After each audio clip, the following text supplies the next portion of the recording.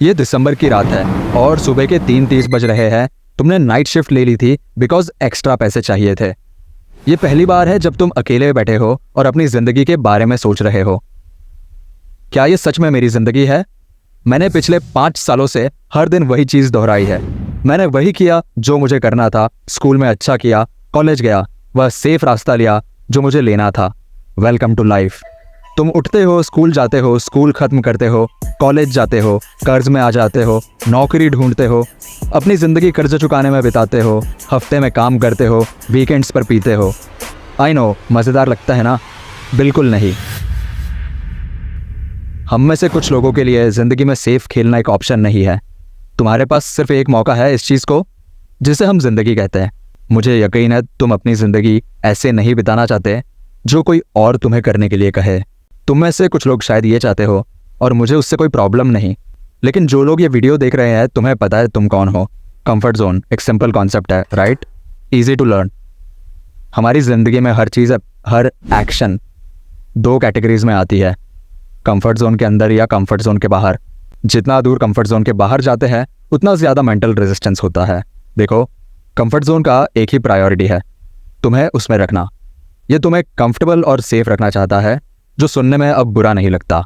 Comfortable और safe, क्या यही हम सब चाहते हैं? आंसर है हाँ, एक परफेक्ट वर्ल्ड में। लेकिन हम एक परफेक्ट वर्ल्ड में नहीं है। The comfort zone doesn't give a fuck about how you feel. ये बस तुम्हें जिंदा रखना चाहता है और एक तरीके से ये अपना वादा निभाता है, श्रिंक होकर। जितना टाइम तुम कंफर्ट जोन में बिताते हो उतना ही ये छोटा होता जाता है।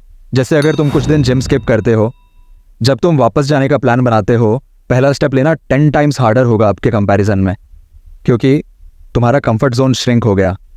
तो हर बार जब कंफर्ट जोन से बाहर जाने का मौका आए, इसे एक अपॉर्चुनिटी की तरह देखो। पहली बार में ये बहुत मुश्किल होगा, लेकिन अपने दिमाग को बंद कर दो। जब भी तुम्हें नो कहना हो, हाँ कहो।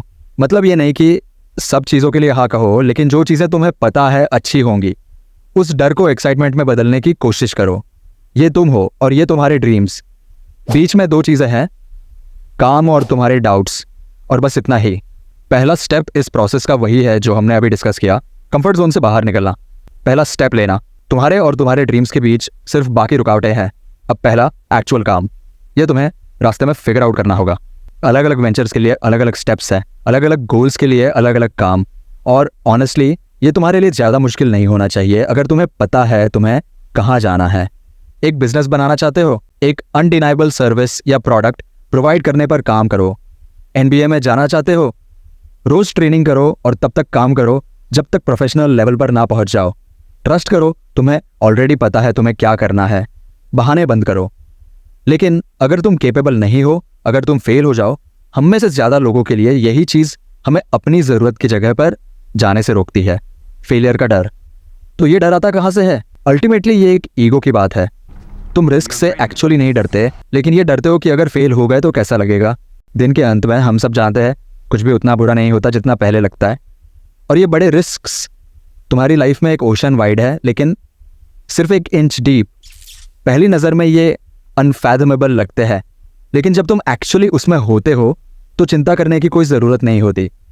तुम हमेशा दूसरी तरफ से बेहतर निकलते हो। तुम फिजिकली फेल नहीं हो सकते अगर तुम बस ट्राई करते रहो। मेरा मतलब, ये चैनल देखो, 1 साल के फेल्ड अटेम्प्ट्स के बाद यह ओवरनाइट सक्सेस लगता है। रिस्क ना लेना शायद सबसे बड़ा रिस्क है जो तुम लाइफ में ले सकते हो। इसमें से निकलने का कोई आसान तरीका नहीं है।